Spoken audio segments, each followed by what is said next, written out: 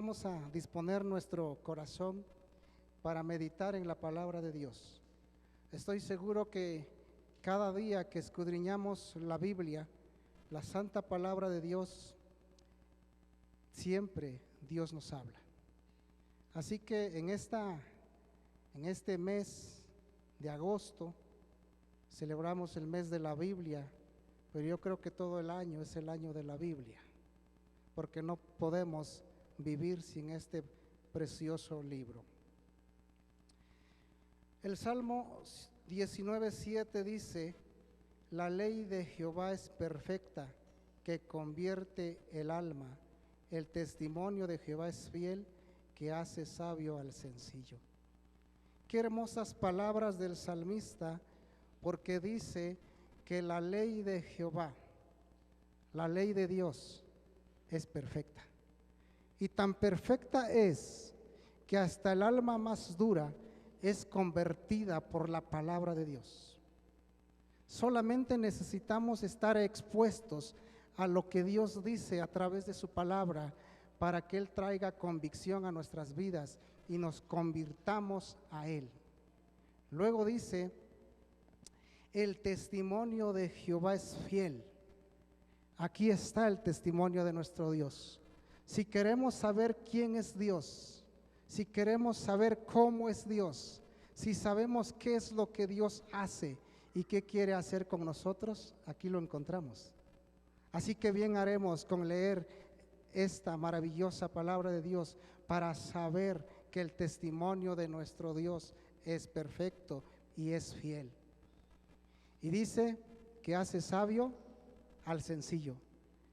Desde el primer momento en que nosotros decidimos en nuestro corazón escudriñar la Escritura, desde el primer momento que decidimos leer la Biblia con humildad y con sencillez, en ese preciso momento tú te conviertes en una persona sabia, porque no te apoyas en tu propia prudencia, sino que te apoyas en lo que Dios dice.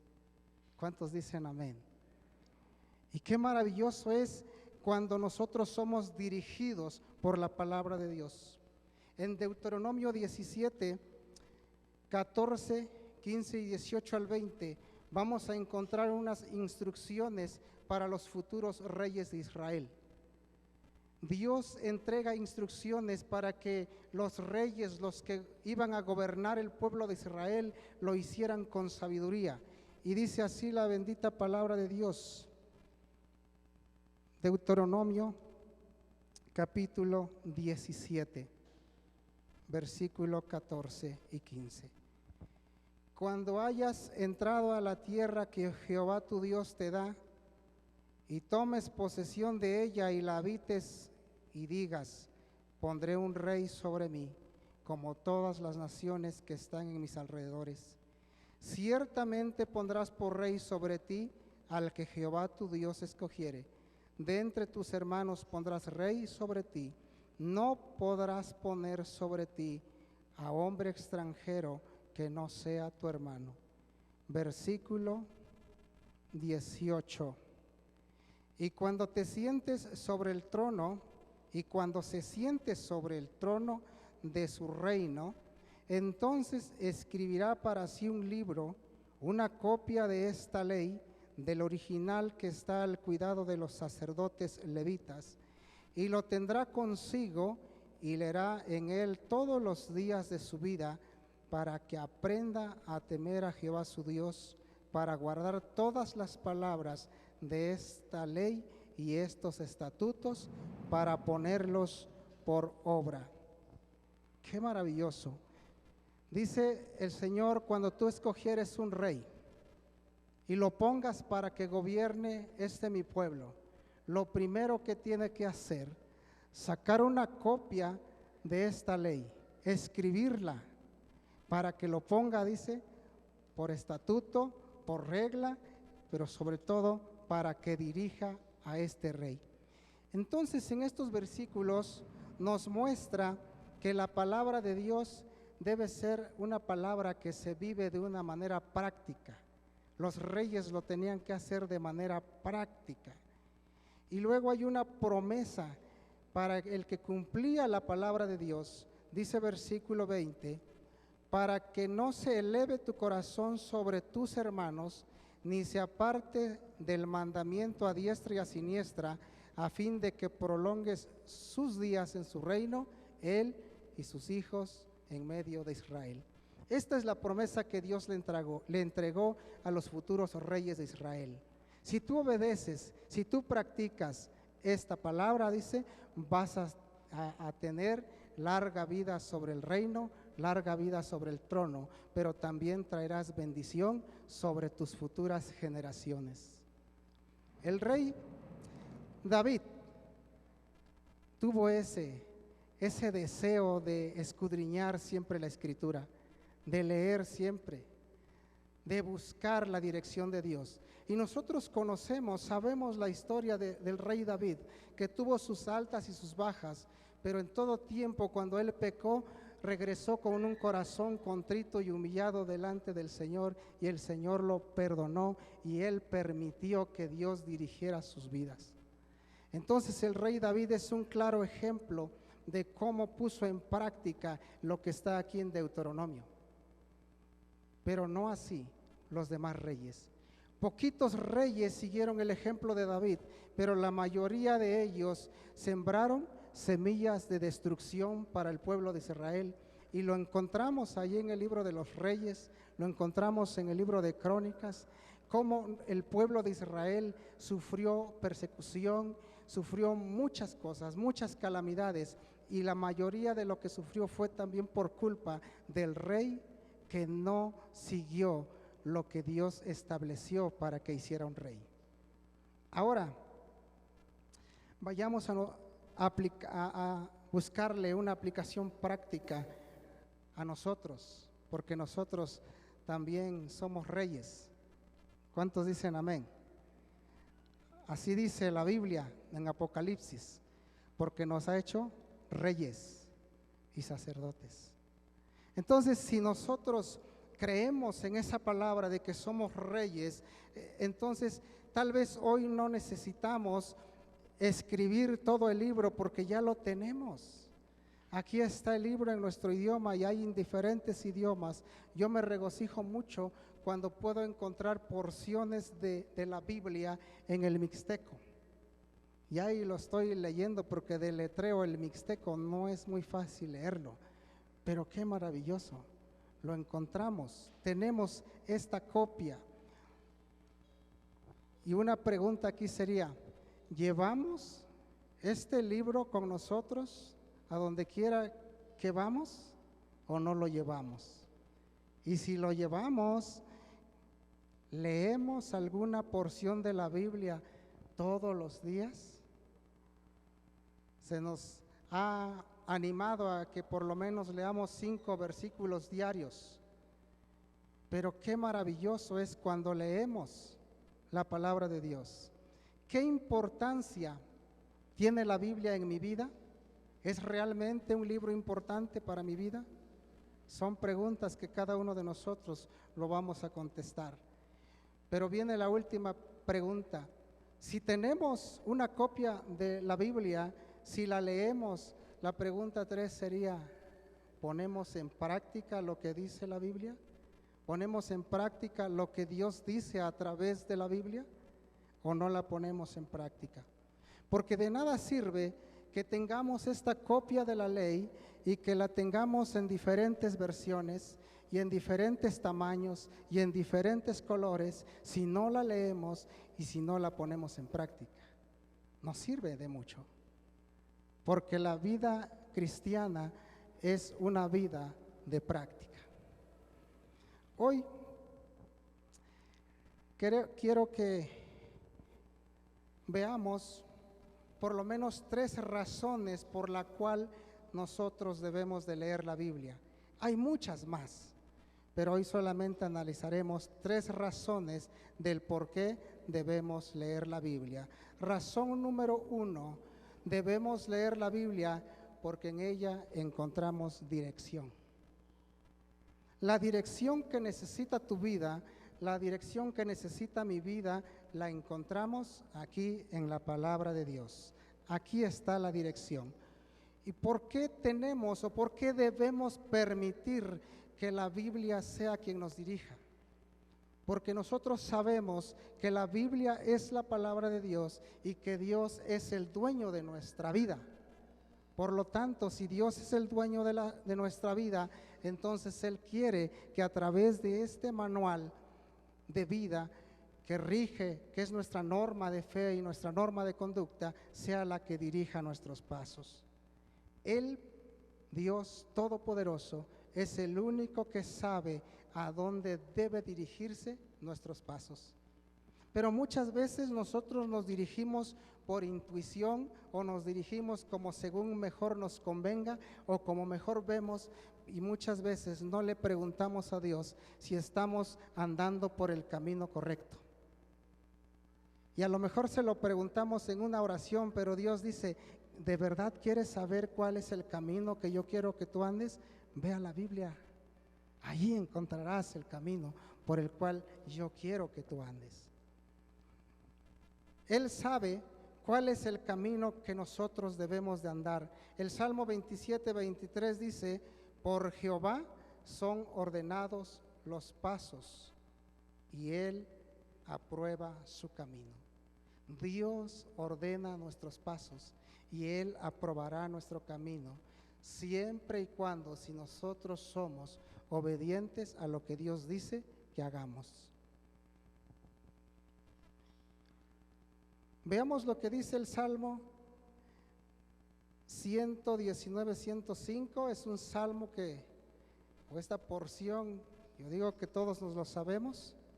El Salmo 119:105 dice, lámpara es a mis pies tu palabra y lumbrera a mi camino.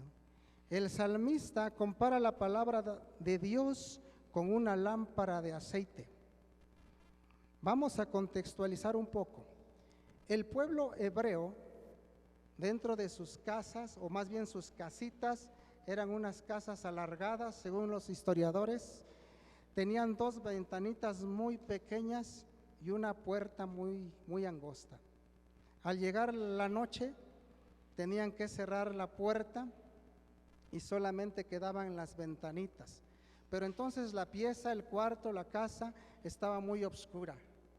Para ello debían de encender una lámpara de aceite para que alumbrase la pieza toda la noche.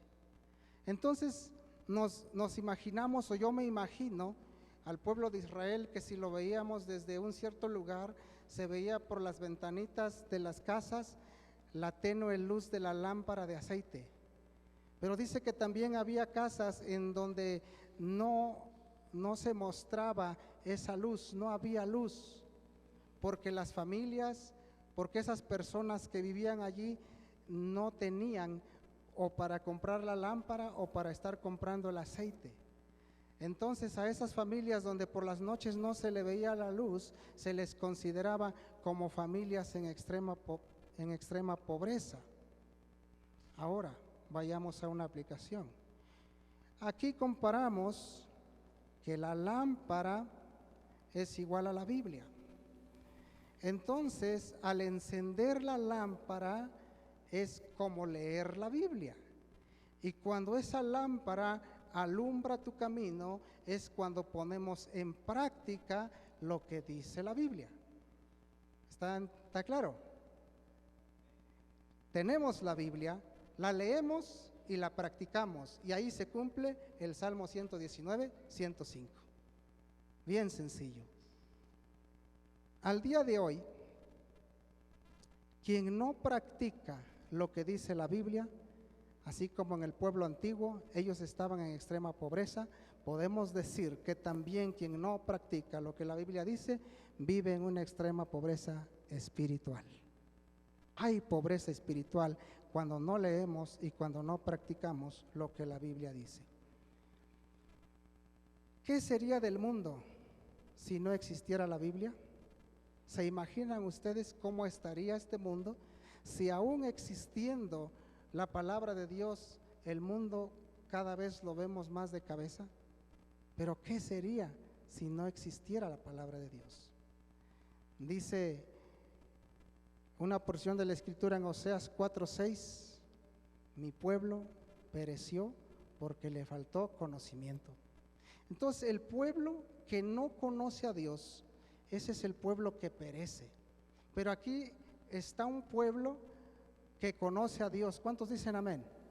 Este es un pueblo que conoce de Dios. Por lo tanto, este pueblo no debe de perecer, sino este pueblo debe salir adelante, debe salir avante, porque conoce la palabra de Dios y la pone en práctica, y entonces trae bendición para su vida y para sus futuras generaciones.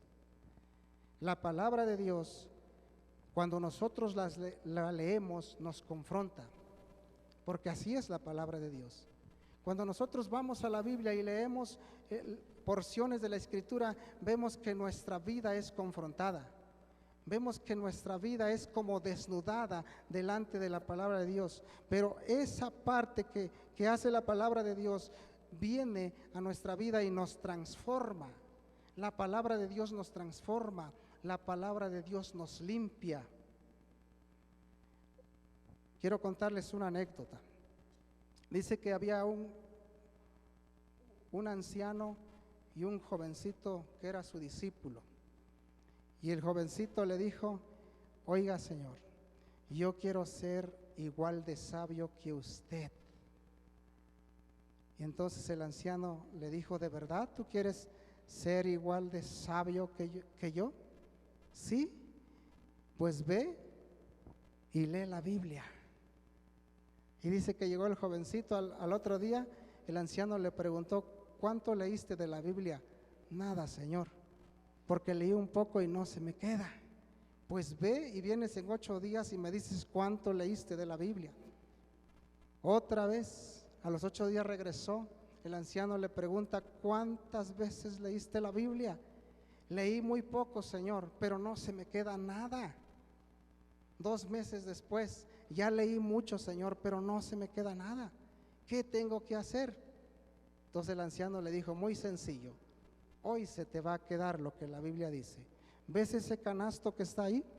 Y era un canasto sucio, grosso, porque en él cargaban el carbón. Ese canasto, llévalo al arroyo, lo llenas de agua y me lo traes. El joven dijo: pero es que está loco, se va a regar. Tú obedece, quieres ser sabio, ¿no? Entonces el joven fue, lo llenó de agua y en el camino se acabó. Señor, no traje nada. Pues ve y ve y ve. Y fue muchos viajes. Cuando el sabio vio que el joven se cansó, le dijo: veo que ya te cansaste. Dijo el joven: sí, ya me cansé, pero mire, no traje nada. Pero ¿cómo observas el canasto?, le dice el sabio. Pues lo único que veo es que el canasto se limpió por tanta agua que acarrié. Pues eso es lo que hace la palabra de Dios. Aunque no te la memorices, pero te limpia por dentro. ¿Cuántos creemos que aunque no nos memoricemos palabra de Dios, pero nos está limpiando, nos está transformando, nos está dando nuevas ideas, nos está dirigiendo hacia dónde caminar? Lo que debemos de preocuparnos es qué tanto sabemos de la Biblia y cuánto aplicamos de lo que sabemos. Eso sí nos debe de preocupar, porque a lo mejor yo sé mucho de la Biblia, pero no vivo una vida práctica de lo que la Biblia dice. La palabra de Dios es como un aceite que limpia nuestras vidas y que viene a sanar. La palabra de Dios sana nuestro espíritu, sana nuestra alma, sana nuestra carne también. La palabra de Dios cambia nuestra tristeza en gozo y cambia nuestra duda en fe. Tal vez tengamos mucha tristeza, tal vez estemos pasando por aflicciones, pero vea la palabra de Dios, porque Él te va a dar una esperanza viva de lo que el Dios Todopoderoso tiene para ti. Razón número 2. En la Biblia encontramos promesas. Segunda carta a los Corintios 1:20. Porque todas las promesas de Dios son en Él sí y en Él amén, por medio de nosotros, para la gloria de Dios. Amados hermanos, las promesas de Dios que son dadas por medio de Jesucristo son seguras a todos los que creen en Él. ¿Cuántas promesas hemos visto nosotros en la Biblia? ¿Cuántas promesas nos sabemos? Pero la pregunta es, ¿cuántas de esas promesas que Dios tiene en su palabra se han hecho realidad en nuestra vida, se han cumplido en nuestra vida? Porque a veces oramos y decimos, Señor, yo reclamo tus promesas para mi vida. Señor, yo arrebato las promesas del cielo para mi vida y no sucede nada. ¿Qué está pasando? Es que las promesas de Dios tienen un pequeño requisito. Todas las promesas que Dios tiene para ti y para mí tienen un requisito pequeño que nosotros debemos de cumplir. Vamos a ver, dice, ¿por qué muchas promesas de la Biblia no son realidad en nuestra vida? Por eso, analicemos esta promesa. Josué capítulo 1, versículo 9. También es un texto muy conocido.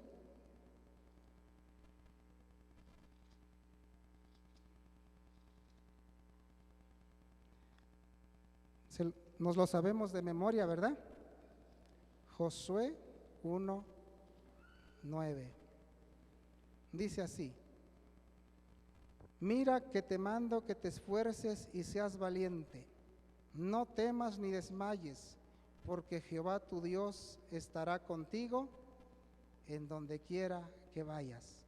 Qué maravillosa promesa recibe Josué, que el Señor iba a estar con él a donde quiera que vaya. Pero el requisito que Josué debía de cumplir lo encontramos en el versículo 8.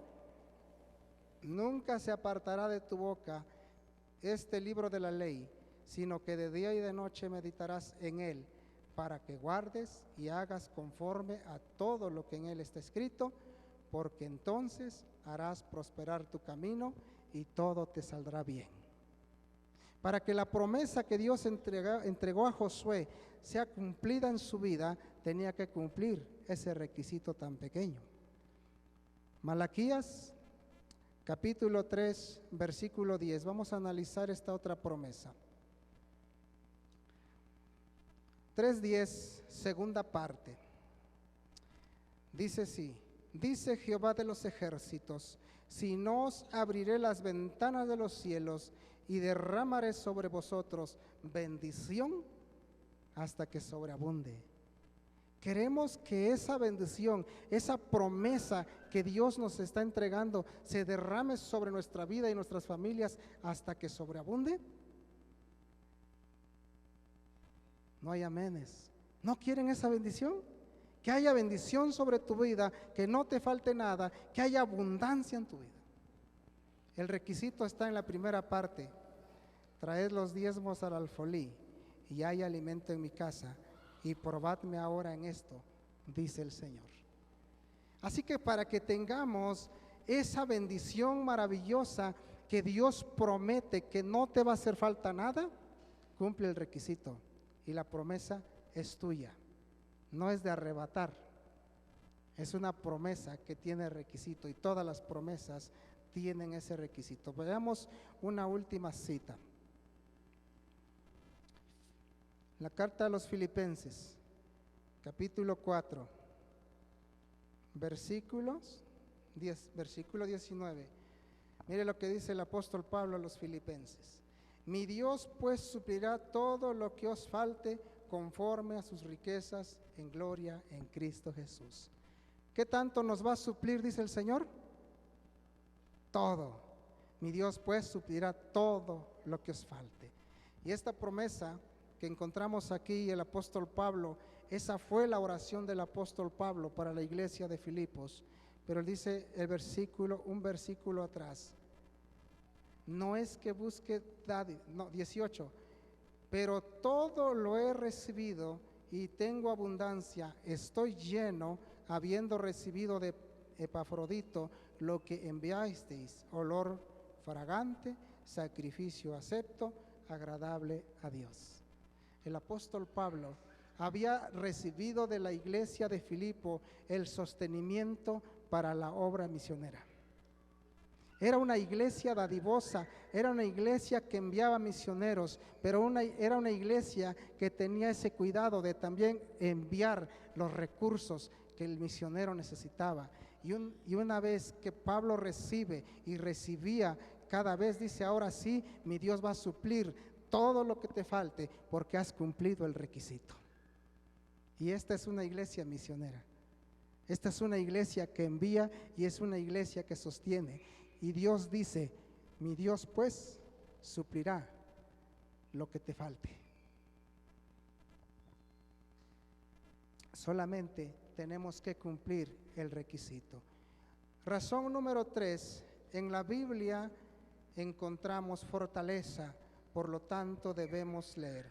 Salmo 119, 28, dice el salmista, se deshace mi alma de ansiedad, susténtame según tu palabra. El salmista estaba pasando por una situación terrible de tal forma que su alma se estaba derritiendo, deshaciendo por la ansiedad.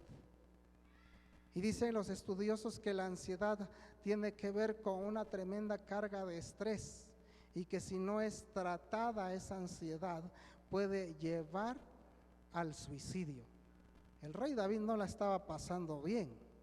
Por eso dice, mi alma se deshace, estoy ansioso, no sé qué hacer, pero se acuerda y dice, Señor, pero susténtame con tu palabra.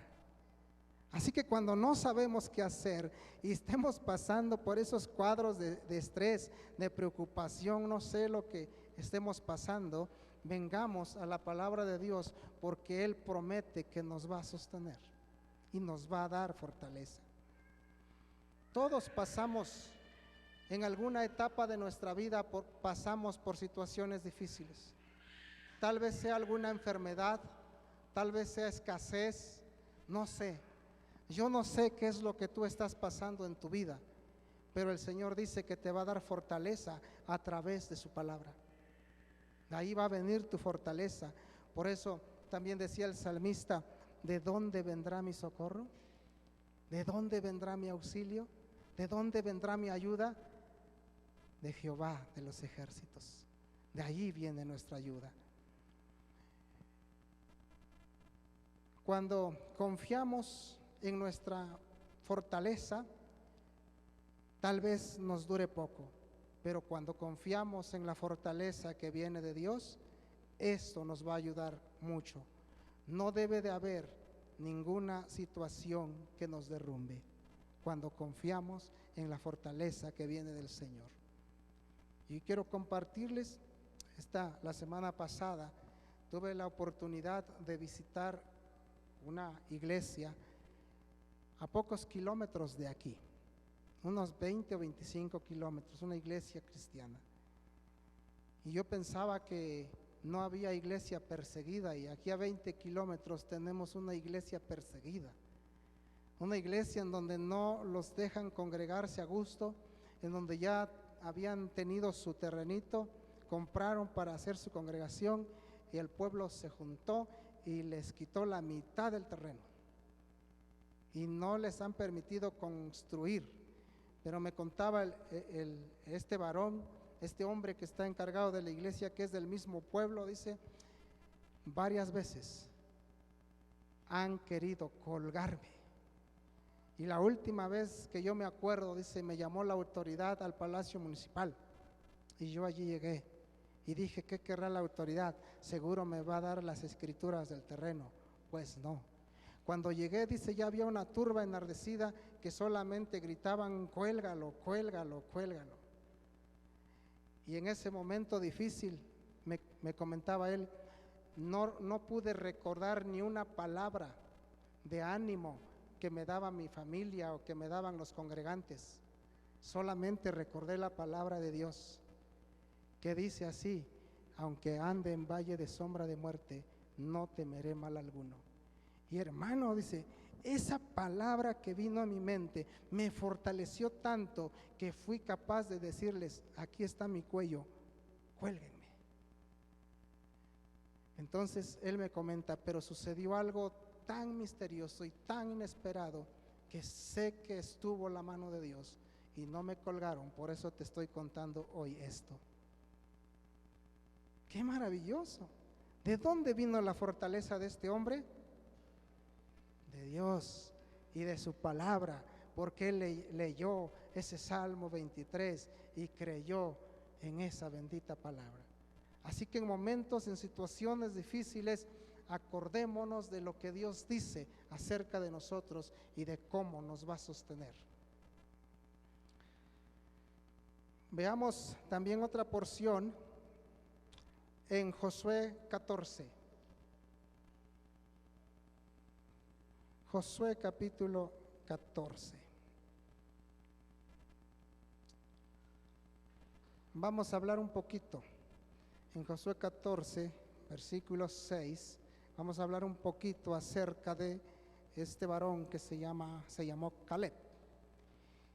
Y los hijos de Judá vinieron a Josué en Gilgal, y Caleb, hijo de Jefone, ceneseo, le dijo: tú sabes lo que Jehová dijo a Moisés, varón de Dios, en Cades Barnea, tocante a mí y a ti. Yo era de edad de 40 años cuando Moisés, siervo de Jehová, me envió de Cades Barnea a reconocer la tierra. Yo le traje noticias como lo sentía en mi corazón. Y mis hermanos, los que habían subido conmigo, hicieron desfallecer el corazón del pueblo, pero yo cumplí siguiendo a Jehová mi Dios. Entonces Moisés juró diciendo: ciertamente la tierra que oyó tu pie será para ti y para tus hijos en herencia perpetua, por cuanto cumpliste siguiendo a Jehová mi Dios. Ahora bien, Jehová me ha hecho vivir como él dijo. Estos 45 años desde el tiempo que Jehová habló estas palabras a Moisés, cuando Israel andaba por el desierto, y ahora aquí, hoy soy de edad de 85 años. Todavía estoy tan fuerte como el día que Moisés me envió. ¿Cuál era mi fuerza entonces? Tal es ahora mi fuerza para la guerra y para salir y para entrar. Versículo 12. Dame pues ahora este monte del cual habló Jehová aquel día, porque tú oíste en aquel día que los anaseos están allí y que hay ciudades grandes y fortificadas. Quizá Jehová estará conmigo y lo echaré como Jehová ha dicho. ¡Qué maravilloso! Caleb recibió una promesa de parte de Dios 45 años atrás. Y él dice: ahorita tengo 85 años, pero tengo fuerza para ir y conquistar esa ciudad. Y pelearé contra esos descendientes de Anac, que eran gigantes, guerreros muy valientes. Y yo voy a pelear y los voy a ganar porque confío en la palabra que Dios dijo. De allí vino la fortaleza de Caleb, confiando en lo que Dios había dicho. Ciertamente él se sentía fuerte y sabía guerrear porque era hombre de guerra, pero su confianza no estaba en su fuerza ni en sus armas, sino en lo que Dios había dicho. Versículos más adelante. 13. Josué entonces le bendijo y dio a Caleb, hijo de Jefone, a Hebrón por heredad. Por tanto, Hebrón vino a ser heredad de Caleb, hijo de Jefone, ceneseo, hasta hoy, por cuanto había seguido cumplidamente a Jehová, Dios de Israel. Mas el nombre de Hebrón fue antes Kiriat Arba, porque Arba fue un hombre grande entre los anaseos, y la tierra descansó de la guerra. Amén. Qué maravilloso podemos ver, y así podemos encontrar muchas historias de la Biblia en que hombres temerosos de Dios, obedientes a Dios, ya no tenían fuerzas para luchar, ya no tenían fuerzas para seguir. Sin embargo, descansaron en la fortaleza que viene del Señor. Dice Isaías 40:29, Él da esfuerzo al cansado y multiplica las fuerzas al que no tiene ningunas. ¿Te sientes cansado? ¿Te sientes agobiado? Dice el Señor en su palabra que Él va a multiplicar tus fuerzas. Puestos de pie, vamos a leer el Salmo 19:7, que es con el que empezamos. La ley de Jehová es perfecta. ¿Cuántos dicen amén? La ley de Jehová es perfecta, que convierte el alma. El testimonio de Jehová es fiel. No hay sombra de variación en lo que Dios dice a través de su bendita palabra. Aquí no hay sombra de variación, ni nos va a llevar por camino errado. La palabra de Dios nos va a llevar por camino recto. ¿Qué tenemos que hacer para encontrar la dirección de Dios? ¿Qué tenemos que hacer para ser fortalecidos cada día en nuestro espíritu, en nuestra alma y en nuestro cuerpo? ¿Qué tenemos que hacer para acceder a todas las promesas que Dios tiene aquí y que Él quiere que sean una verdad en tu vida? ¿Qué tenemos que hacer? Llenarnos de la palabra de Dios y aplicarla a nuestro diario vivir. Dios bendiga su palabra. Oremos.